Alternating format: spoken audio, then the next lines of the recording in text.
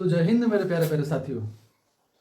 आज हम लोग बहुत ही महत्वपूर्ण टॉपिक पढ़ने जा रहे हैं जिसका नाम है मेंसुरेशन, या आप इसको क्षेत्रमिति कह सकते हैं। ये ऐसा अध्याय है जिसका संबंध सभी के जीवन से है, अर्थात सबको इसके बारे में जानना ही चाहिए, चाहे आप किसी भी क्षेत्र में हो। इसका मतलब होता है क्षेत्रमिति। आपके सामने दिया गया कोई भी खंड, कोई भी टुकड़ा या कैसी भी आकृति हो तो आप उसका क्षेत्रफल कैसे निकालते हैं, आप उसका परिमाप कैसे निकालोगे। चाहे आपका खेत नापना हो, तालाब की लंबाई चौड़ाई नापनी है, क्षेत्रफल नापना है, दीवारों की लंबाई चौड़ाई नापना है, घन बनाना है, घनाभ बनाना है, कौन सा डायमेंशन का यूज करके आप उसको बनाओगे। अगर आप ये सारी चीज़ें सीखना चाहते हैं तो पहले ये सीख लो मेरे भाई।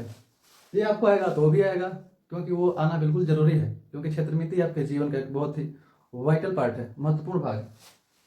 तो आज हम लोग सीखेंगे कि क्षेत्रमिति क्या होता है और अलग अलग प्रकार के आकृति का हम क्षेत्रफल कैसे निकालते हैं। Not only we will find area but also we will find area as well as perimeter and diagonal also. हम सिर्फ क्षेत्रफल नहीं निकालेंगे, दी गई आकृति का परिमाप भी सीखेंगे, विकर्ण भी सीखेंगे, तो परिमाप भी सीखेंगे, अपने आप भी सीखेंगे। बहुत ही इजी सेशन होने वाला है। एग्जाम्पल्स, कोई फिगर रेक्टेंगल के साइज का है, क्षेत्रफल क्या होगा, स्क्वायर साइज का है, परिमाप क्या होगा, रोम्बस क्या है, एरिया क्या होगा, सारी चीज़ें हम लोग समझ लेंगे बिल्कुल आसानी से। अगर आप 1 से लेकर 10 तक अभी तक मेंसुरेशन नहीं पढ़े हैं तो इस वीडियो को अवश्य देखें, और इसमें आपको बहुत सारी चीज़ें बिल्कुल आसानी से सिखाया जाएगा। तो चलिए शुरू करते हैं।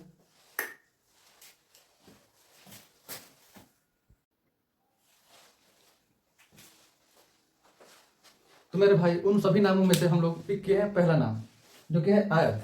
आज हम लोग आयत के बारे में पढ़ेंगे, ठीक है। आयत कैसा होता है, कैसे पहचाने कि आयत है, इसका क्षेत्रफल, विकर्ण, परिमाप कैसे निकालें, सारी चीज़ें इस वीडियो में हम लोग समझ लेंगे।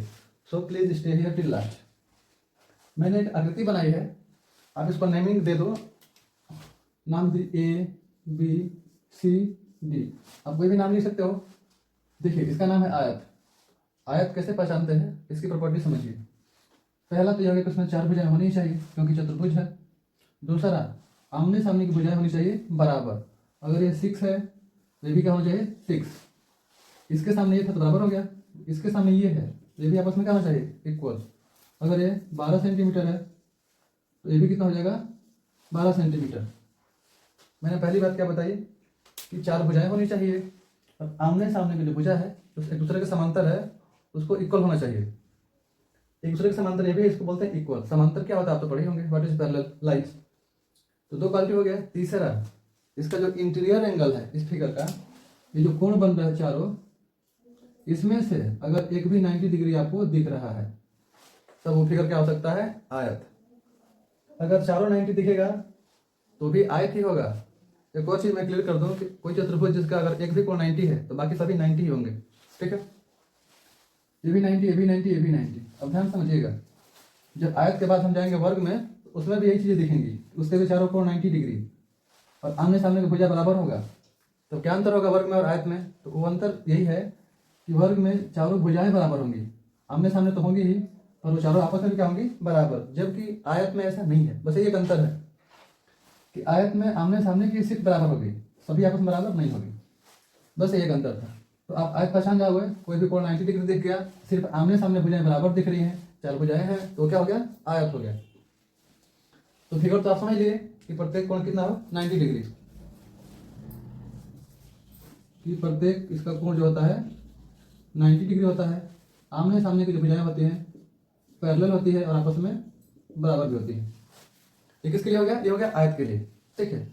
पर हम लोग पढ़ने वाले क्या है, मेंसुरेशन, नॉट ज्योमेट्री। तो सारी चीजें हम इसमें ऐड कर दे रहे हैं। तो जैसे आपको भुजाएं मिल गए, आपका खेत ही मान लीजिए, आपका जो खेत का ये प्लॉट है रेक्टेंगुलर है, आयताकार है, और निकालना है आपको उसका एरिया। आपको अपने खेत का एरिया निकालना है, आएगा या नहीं, आ जाएगा तो अच्छी बात है, नहीं आएगा तो आ जाएगा। देखिए, इसके लिए पहला फॉर्मूला ये है जो कि लगता है क्षेत्रफल के लिए। तो आयत का क्षेत्रफल बराबर होता है लंबाई गुणे चौड़ाई। Area of rectangle is equal to length into breadth, L into B. ये जो लंबी भुजा इसको हम लंबाई बोलते हैं, और छोटी वाली को चौड़ाई। अगर ये एल है तो ये भी एल, ये भी है तो ये भी बी। तो किसी भी एक साइड का लेंथ का और एक ब्रीथ का जब हम गुणा करते हैं तो ऐसी आकृति का हमको डायरेक्ट एरिया ही मिलता है। इसलिए इसका फॉर्मूला भी है लंबाई गुणे चौड़ाई।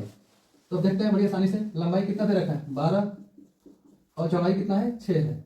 आप गुणा कर लो, 12 6 72, दोनों का यूनिट क्या है, सेंटीमीटर चल रहा था, तो सेंटीमीटर इसमें का सेंटीमीटर इसमें का हो जाएगा सेंटीमीटर स्क्वायर। मुझे उम्मीद है कि आप समझ रहे हो। किसी आयताकार आकृति का क्षेत्रफल तभी निकाल पाएंगे जब उसमें हमको लंबाई और चौड़ाई पता हो। हालांकि और भी तरीके हैं पर वो बाद की चीज, अभी समझिए। हमको लंबाई चौड़ाई पता था, लगाई दिए फॉर्मूले पर, चढ़ गए झूले पर, है कि नहीं है, सवाल आ गया रसगुल्ले पर, हल हो गया। दूसरा पॉइंट जो है रिलेटेड टू रेक्टेंगल वो है पेरीमीटर, परिमाप। तो मैं इसको मिटा दूं और आपको समझा दूं परिमाप क्या होता है। देखिए अगर नीचे दिख रहा हो तो मैं नीचे बता दे रहा हूं। दूसरा पॉइंट है परिमाप, या इसको बोलते हैं पेरीमीटर। इसका फॉर्मूला होता है 2 कोष्टक में L प्लस B। परिमाप का क्षेत्रफल क्या है, सॉरी परिमाप का सूत्र क्या है, 2 कोष्टक में लंबाई प्लस चौड़ाई। ठीक है, पर अगर आप फॉर्मूले नहीं जानते हो, शुरू से आप पढ़े नहीं हो, तो आपको भी तो परिमाप आना है। उसके लिए भी मैं समझाऊंगा कि आप बिना फॉर्मूले के कैसे करें इसको। पहले ये समझ लें अगर आप पढ़ते हो तो ये 2 हो जाएगा। अरे लाला, लंबाई कितना है 12 है और चौड़ाई कितना है 6 है। तो बताओ जरा, 12 से 18, when you multiply 18/2 you will get 36। 12 से 18, 18 दूना 36। भाई मेरे यहाँ पे हम ऐड कर रहे थे तो यूनिट का स्क्वायर नहीं होने वाला है, सिर्फ यूनिट यहाँ पे लग जाएगा। आपने 2 चीज समझा, एक एरिया निकालना और एक परिमाप निकालना। हम लोग पढ़ रहे हैं अभी आयत, समझ लो भाई। आपको मजा भी आएगा और आप सीख भी जाओगे, पर आपको यहाँ रुकना होगा थोड़ी देर। नहीं मजा आ रहा तो क्या करो, चले जाओ जाके नाच देखो। 2 पॉइंट क्लियर हो गया। तीसरा क्या बचा है, विकर्ण। मैं इसको मिटा दे रहा हूँ। You have known the identity of rectangle. देखो विकर्ण क्या होता है, पहले विकर्ण समझ लो क्या होता है। सॉरी, विकर्ण से पहले हम परिमाप सिखा दे रहे हैं उन लोगों के लिए जो अब पढ़ते नहीं है, फॉर्मूले वगैरह नहीं याद करते हैं, उनको भी आएगा। देखो भाई परिमाप क्या होता है समझिए आप पहले। परि मीन्स होता है बाहर, माप मीन्स मेजर।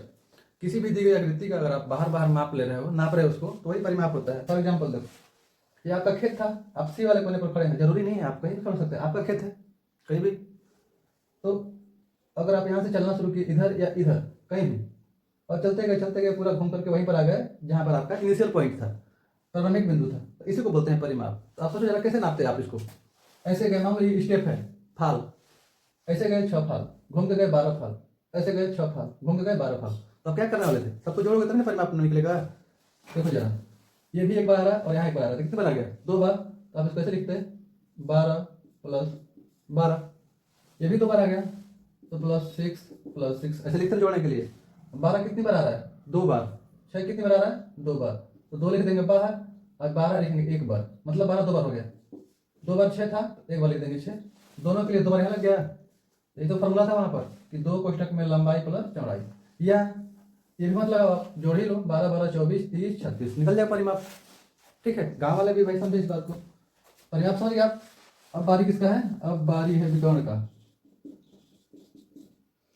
विकर्ण, इसका फॉर्मूला होता है रूट में लंबाई का स्क्वायर प्लस चौड़ाई का स्क्वायर। विकर्ण होता है क्या समझ लीजिए, जैसे कोई घर है ना आयताकार, उस घर में आपको कुछ रखना है, एक ऐसी लकड़ी रखना है, ऐसी लकड़ी जो मैक्सिमम हाइट गेन कर सके। इसमें अगर आप एक ऐसे रख दोगे लकड़ी तो चौड़ाई के बराबर ही हाइट है उसकी ऊंचाई। थोड़ा तिरछा करोगे तो क्या होगा, इससे ये बड़ा हो जाएगा, होगा कि नहीं। तो और तिरछा करोगे, क्रॉस करोगे तो तुलना में ये बड़ा हो जाएगा। अब बताओ जरा, अगर आप ऐसे कर दिए, क्या इससे भी बड़ा कोई होगा, अब नहीं होगा। तो ये जो हमने बीचों बीच किसी देशों को क्या बोलते हैं, विकर्ण। और ये विकर्ण इस चतुर्भुज को 2 भागों में बांट देता है। तो विकर्ण की लंबाई कैसे निकालें, ये मान लीजिए आपका एक खेत ही था, आपका ही ये खेत है और आपके पट्टीदार का भी है, ऐसे ऐसे बटा हुआ है। तो ये जो डांड है बीच का, इसने क्या किया, इस चतुर्भुज वाले आकार को 2 भागों में बांट दिया, उसको क्या बोलते हैं, विकर्ण। ठीक है, उसकी लंबाई निकालते जब हम तो क्या लगता है, लंबाई का स्क्वायर प्लस चौड़ाई का स्क्वायर। तो बताओ एल का स्क्वायर, एल कितना है 12, तो 12 का स्क्वायर कितना हो जाएगा 144। स्क्वायर मतलब कि 12 में गुणा 12 का, तो ये आ जाएगा। बी मतलब चौड़ाई, तो 6 का स्क्वायर कितना हो जाएगा 6 6 36। अब इसको जोड़ लो, देखो 40 30 70 80, रूट में 180, इसका पैजामा बड़ा हो गया।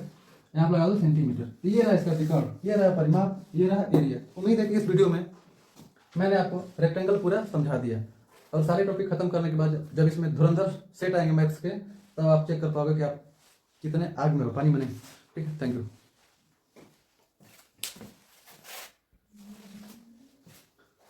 तो मेरे भाई अभी हमने जो भी सीखा उसको जरा एक एग्जांपल के साथ चेक कर लेते हैं, क्या हमने सीखा। आपके सामने आपका खेत दूसरा वाला आ गया, बगली वाला, जिसकी लंबाई 6 मीटर है, चौड़ाई 3 मीटर है। निकालना है एरिया, निकालना है परिमाप, निकालना है विकर्ण। अभी आपने पढ़ा एरिया निकालना है तो एक लंबाई एक चौड़ाई का गुणा करते हैं, तो बताओ 6 गुणे 3 कितना आ जाएगा 18 मीटर लगा तो स्क्वायर लगा देना, इतना आसान था एरिया निकालना।